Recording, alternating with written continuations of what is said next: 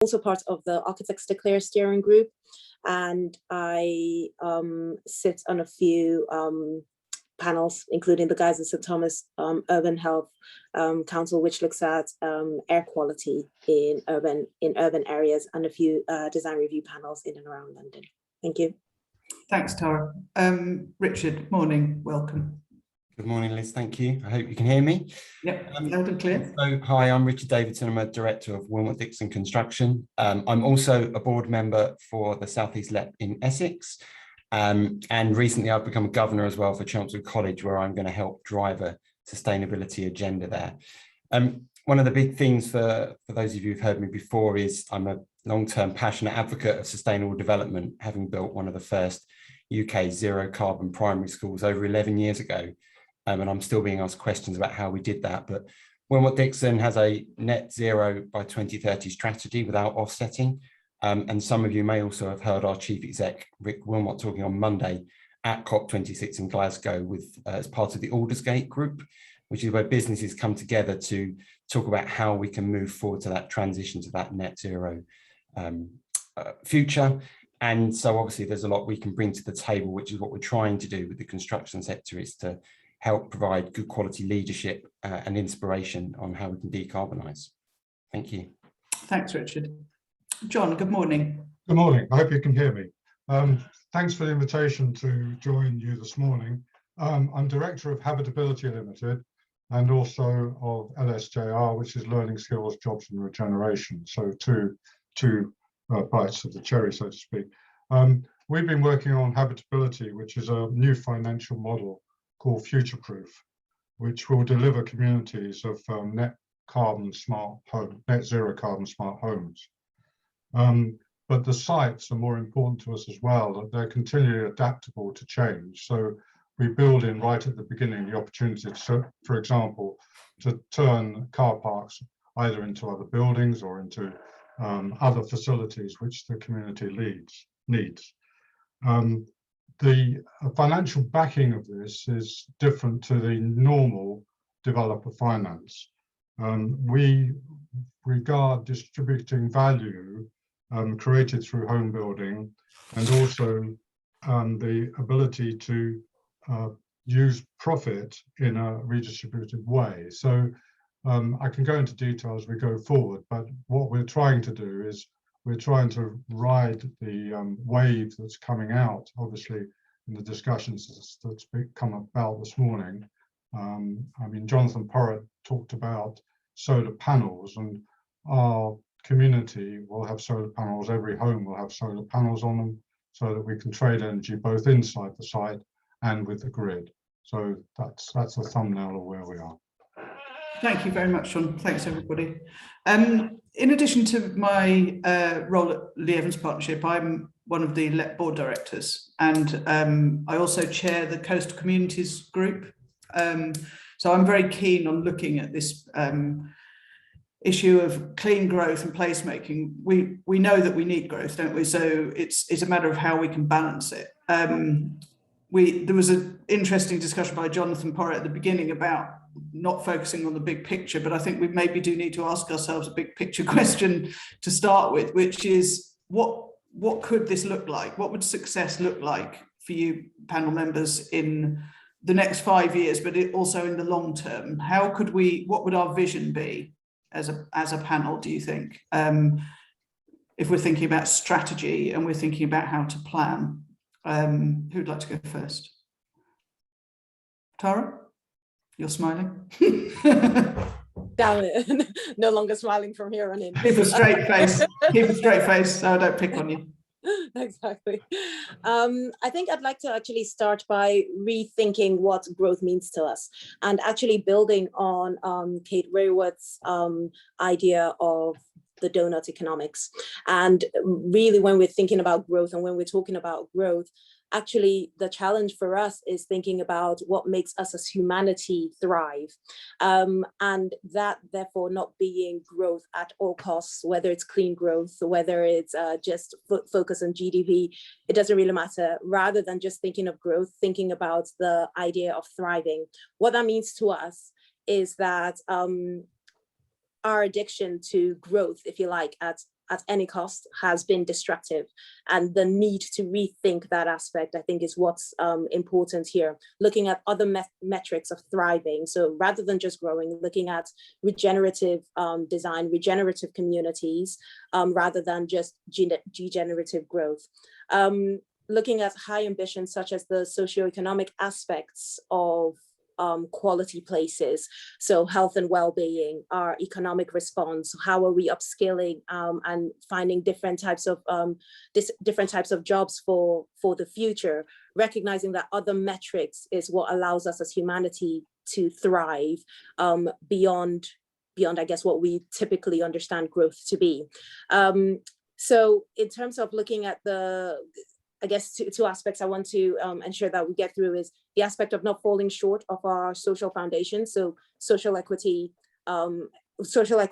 energy, of course, food, water, health and well-being that we're used to, but also not overshooting our ecological ceiling. So thinking about air pollution, biodiversity loss, land conversion. While they're all large themes, it's important that we recognize just how inextricably linked they all are, and that our homes, our communities are very much responsive in a holistic way to this aspect of thriving.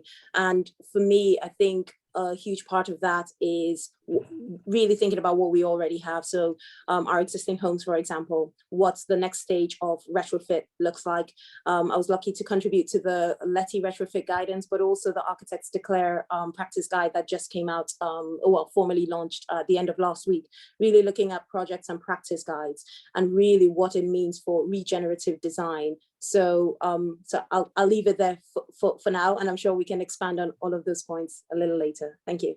Thank you. That's a really interesting point. I think this somebody's put in the chat, changing the mindset from growth to thrive, but it also, for me, it's actually progress rather than growth, isn't it? It's this, I think it's actually evolving in a positive way rather than growth for the sake of it. So thank you. That's really, really thought-provoking already. Who would like to go next with this point? Richard. Okay, sorry, thank you, John. Thank you, Liz. Yeah, I was just going to build on something Tara just mentioned there.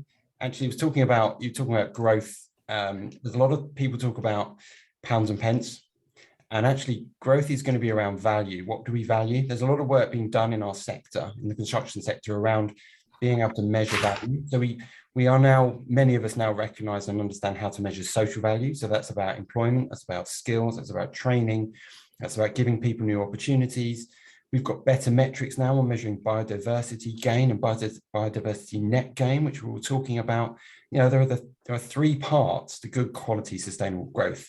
So that's the buildings, that's the people, and then that's the place that they're set in.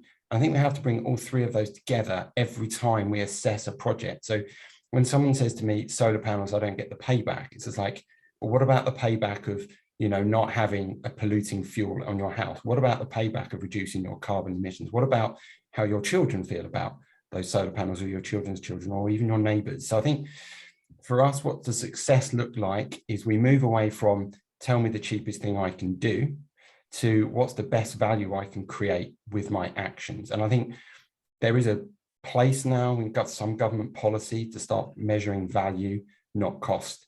And I think when that becomes a more mature conversation, we will really go for it. And I think we're in that phase of learning how to adjust to something better, which is difficult. It's hard to measure something that we've not measured before. Which was thanks, Richard. That's really interesting. Trying to build off those two comments. I think we are very interested in the impact of giving people decent homes.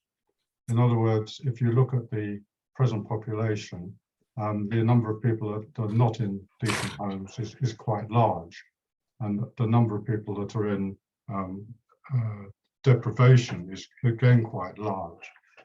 But coming back to Richard's point, I think we think that you can distribute value through home building.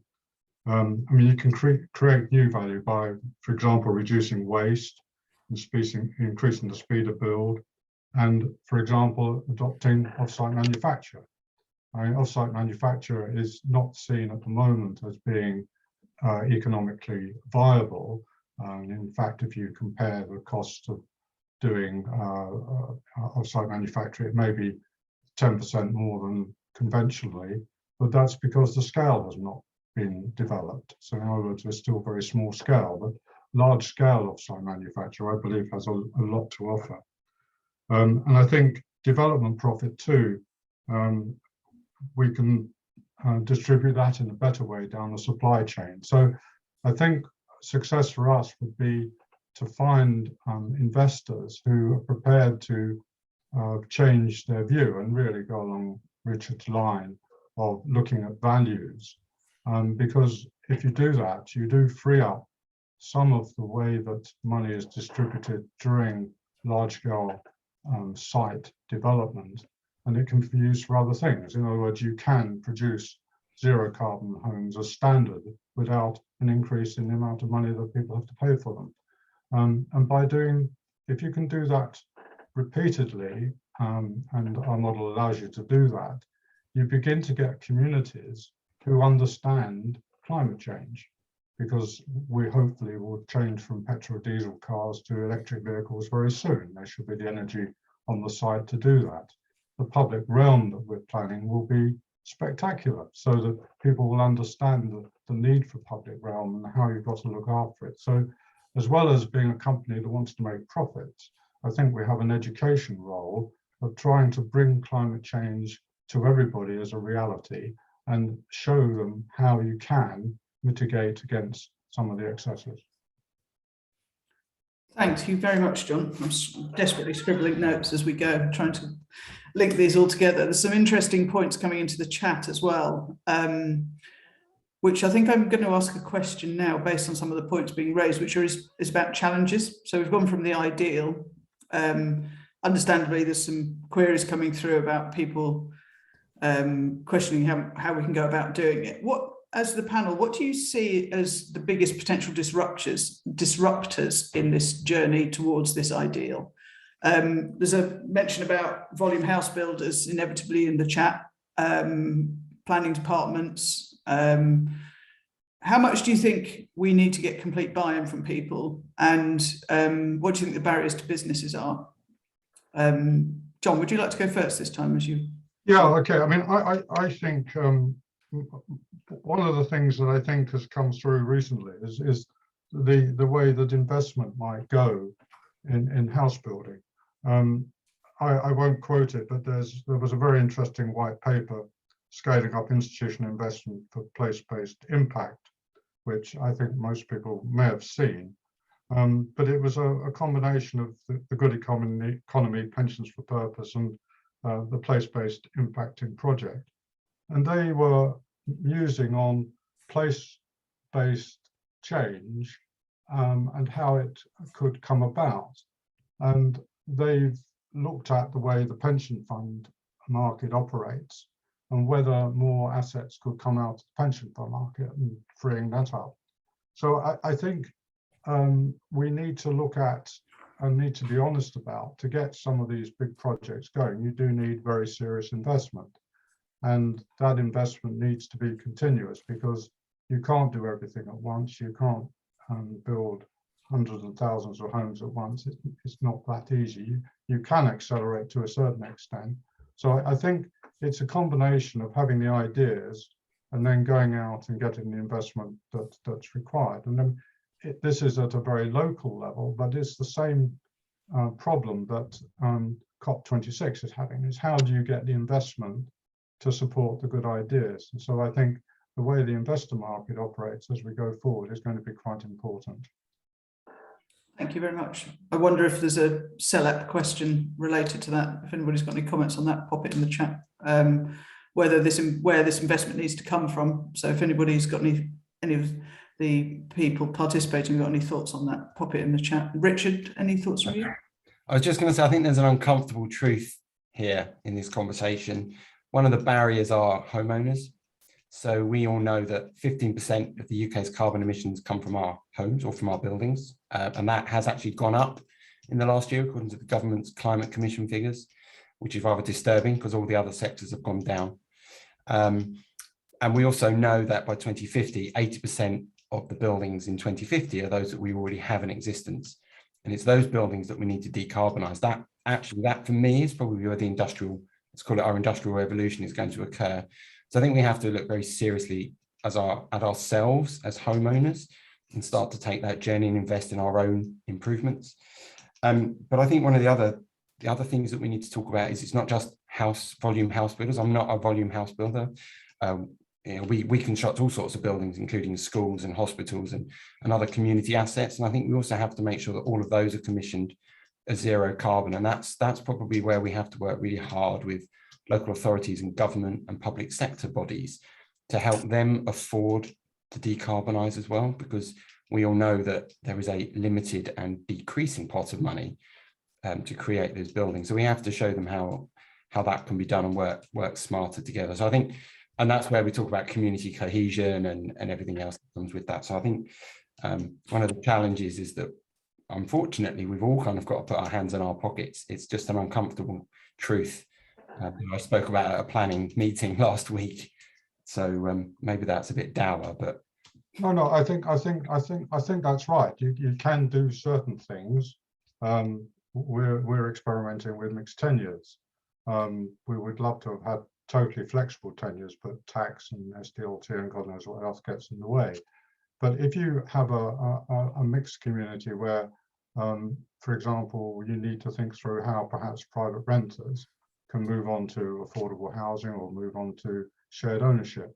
So you can do things at certain levels, but you also, I agree with Richard totally, you've got to build in that these sites now need to be capable of satisfying people's needs totally. So leisure, transport, schools, and the like, because I think that we're going to have to think very carefully how much transport we use and how often we use transport. So I think there are going to be big society changes that are going to need to happen to really get to this zero carbon. It needs everybody. And what I'm trying to push this morning is that it's very, very well for big global organizations to come up with plans, but somehow we have to translate it down to the individual. And Richard's quite right. And it's what Jonathan Porritt said. You start off by finding how you get efficiencies. So that's the most important thing. So if you can get more efficient homes, and the cost of retrofitting these, I think it's what 80% of homes in 2050 are already built, and we're still building homes today that aren't suitable for net to zero carbon. So there is a huge shift here that we need to think about, which is about placemaking and people in places. Thank you, John. Tara, you've had lots of successes in this field, but what would you say have been your biggest challenges? I think more generally, in terms of maybe not personally, and I'll come to the personal aspect in a second, but I think more generally, it comes back to this idea of mindsets on what we find is valuable in a changing world in the 21st century. We're most connected than we've ever been, yet we're also the most isolated we've ever been, notwithstanding COVID. Genuine community involvement, I think, is required, not the tick box exercise that we have to do just before we put in a scheme for planning application, but actually really engaging communities right at the outset when we're looking at new developments, new policy, new schemes. We're now a society voting with our funds. We are changing where our pensions go into. We're changing where we invest our money into renewable sources. Another aspect I think is a big barrier is the fact that as an industry, we're risk averse. We should be investing far more in innovation, innovating in old new technology, if you like. Right now, we know, for example, Kenotech, for example, K-Brick, use a compressed brick for building. So not rather than our standard fired brickwork that we use, a steel brick, with they're compressing it, it means a tenth of embodied carbon is used for creating that brick. It's created from construction and demolition waste. We have that technology available to us now. Yes, as an industry, we're risk averse to technology like that. And we need to really start to think more closely about how we how we adopt, how we embrace new old technology, because it's not high tech all the time. I think another barrier is our general obsession with the bottom line, i.e. the financial bottom line. Building better, we can build net zero now. There's not a magic place that we're coming to. There's not new technology out there that we're waiting for in order to build that now. And so it's about actually building that now and not being so obsessed with the conversation about what's our capex cost for that build. Is it 5 to 10% higher, or really are we serious when we're looking at larger developments? Are we talking about cost neutrality? So what really is holding us back? So really it's that mindset of thriving rather than growing. And then the last aspect is just recognizing that for us on a personal capacity, on a practice capacity, all the clients that come to us who really range from a homeowner to a private developer to a housing association, a local authority, are all asking for the same thing, sustainable design. So I think we should take advantage of the fact that the society at large are far more clued up than we think they are. And it's just about educating, doing the work of education from solar panels, for example, to say a fabric first approach. That's the education that needs to happen, but not the education of do we want sustainable homes or not? Because as a society, this is what we're asking for. The education comes in the nuances of how we deliver that. Thank you, Tara. That's really interesting. I was going to move on to discussing how people's attitudes have changed recently, which I think is something you were starting to say is interesting. You said people are coming and asking for the same thing. Richard said he wonders about how homeowners are engaging with this agenda. And John said that he thinks that we need societal change. There was societal change in the way that our communities were working, I felt, 18 months ago, when we were all clapping the NHS and we were all being, really valuing society. Do you think that the recent changes, such as the way we've started working, people working from home, do you think this can contribute to what, I'm not going to call it clean growth anymore, I'm going to call it thriving? And Sarah Dance has put something superb in the chat, which is about gross national happiness, which I think is possibly the best thing I've read for a very long time. Thank you, Sarah. Do you think that this agenda can all be brought together based on things that we have learned? I'm just desperate for some of the positive things about our communities to not be lost. And how do you think we can take this forward in the ways that we engage with our communities, the way we work, and the way that we are living at the moment? Richard, would you like to go first on this?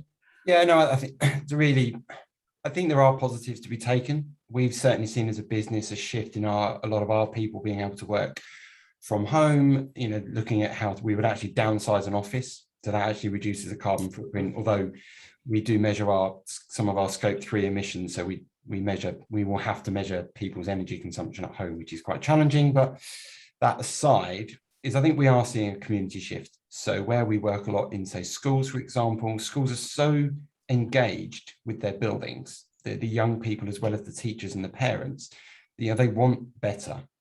And I think that's really powerful. And I think that was something I mentioned with a local authority a couple of weeks ago, is that more people are demanding better because we have seen a cultural shift. So I think we can move forward. I think the hard thing, actually, the onus is on probably kind of the 15 to 20% of us that have all signed up to a net zero by 2030 challenge, is to help inform those that haven't, and to show them that it is possible and that we do have some plans. The business I work for, we have a plan to be net zero by 2030 without offsetting. It's a really difficult plan, but we're really open to sharing that. And the only way we can do it is working with some of the communities we're building for and with. So we're looking at, estate regen, where bringing the communities in is really improving things. So I think there are some wonderful shoots of positivity, Liz. Whether we have enough of them to put in one place and we have to grow out from there, I don't know. I'll try not to go too far with that analogy, if I'm honest. So yeah, there is positivity, but let's leave it at that. Thank you very much. John? I think the picture's very mixed, I have to be honest. There are intergenerational tensions, certainly, if you look at the housing market. The idea that youngsters are having to live at home for long periods of time. Okay, the pandemic forced us a certain amount of that, but people trying to get onto the housing ladder is becoming increasingly difficult. The concept of owning your own home has always been something that society has pushed in this country. So I think there are green shoots. I was very interested in the levelling up agenda. I mean, PwC have just done a survey of about 4,000 of the general public, and 70% of them wanted homes. That was the response. It wasn't new infrastructure in terms of transportation and the like. It was homes. So I think the picture is very mixed. I think the levelling up agenda misses the fact that there is as much problems around the coastline of the southeast as there are in many places in the north of England. So I would like to hope that the rather crude levelling up agenda is perhaps refined a little bit to see whether it can help with societal change. Okay, thank you, John. Tara. Thank you. Answering or so, yeah, I think building on your question on how do we engage perhaps with communities. For us, suddenly we look at 3 steps, if you like, crudely. First of all, community insights. So whether that's observation days, not necessarily assuming what challenges communities are facing, recognizing that they're the experts and we're just the professionals. They know their local community more than we'll ever know. And it's building upon what they already have. What we tend to do is engage in observation days where we're just helping out, whether that's feeding or volunteering in a local soup kitchen, for example, just helping out with what they do on a normal everyday activity day. The second is community participation, to gain an insight of barriers and priorities that they see from their perspective. Again, not an assumption from our side, but understanding if, say, depending on their annual salary, do they have to work 2 jobs? If they have to work 2 jobs, actually engaging in community, being part of community participation or engagement is really not at the top of their priority list. So therefore, how do we reach someone who has to work 2 jobs? How do we reach someone who has to go through a really poor, a really air polluted route on their way to school or on their way to work, and therefore has to suffer with asthma attacks en route? Again, engagement is maybe not high on their high on their list of things to do. So how do we break through those barriers from their perspective? Undertaking sort of co-solve workshops. So not necessarily co-creation or co-design, but ensuring that suggestions come from them, and then working through those solutions with them. And finally, community validation. Having gone through all that process, we find that the communities are the biggest champions of any proposals that come forward, because they've been part of the process. So actually, as applicants, as developers, as architects, the work really comes from the community, who are far behind, who have the political voice, the political clout, the political will to champion sustainable development, to champion sustainable growth or thriving, because they've been part of the process. So I think it's just really breaking down again, understanding the nuances of individual communities and ensuring we can meet them where they're at.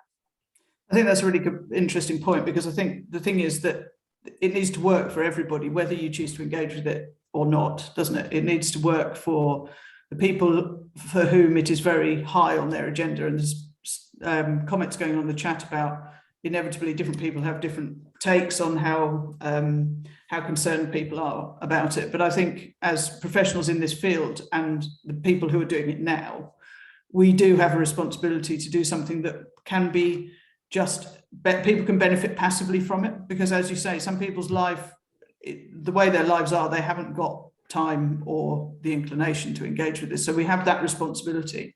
But I think also for me, it's this the thought of the future, and the point about younger people, which is coming into the chat. I know my children are absolutely passionate about this and feel that we're not doing enough. And I think that we do have a responsibility actually to act now, but also to engage. So how do you think that we could engage more with community groups? There's some suggestions coming on about embedding this more into the fabric of communities in terms of quite practical. We're going to move in 2 minutes. Okay. I thought we had until 25 past. Okay, well, in that case, let's, if I'm going to quickly ask you then, if you know any exemplar schemes that we could share with the group for people to take away as things that they can go and look at as being very positive schemes where a difference has been made already. Who would like to go first? I'll kind of throw one in there. I'm just thinking about a couple of passive house schools that we've created in South London. I'm going to challenge you, Richard, to think of something that's not by Wilmot Dixon. Oh, okay, fair enough. All right, I'll give me a minute then to think. John, I'll go to you then. I unfortunately think there are many good examples. If you look on the continent of Europe, I think there are very many schemes. If you just Google net zero housing, you'll find some very interesting stuff. And I don't know whether Tara knows them, but there's some very interesting stuff in Scandinavia, in Holland, and in Germany. Somebody suggested on the chat that Holland is a very good example. Tara, I'll go to you. I know you challenge us not to have something that's related to us. However, I do think that closer to home, the Harlow and Gilson Garden Town Sustainability Guidance is a good example because it's ambitious. And I think it's something that's future-proofed and something that people can access right now, looking at sustainability in a holistic way, and then adapting it to suit them with the overall ambition of reaching our net zero goals and net zero targets now. I'd also direct people to the Built for the Environment report that was recently brought out by the RIBA and Architects Declare, as well as the LETI retrofit guidance. I'll stop now. We've got 10 seconds. We've got 10 seconds. I just want to thank you all. I'm so sorry, Richard. I didn't mean to. Oh, no. In our 10 seconds remaining, I just want to thank everybody very much and for all the amazing queries in the chat. To really thank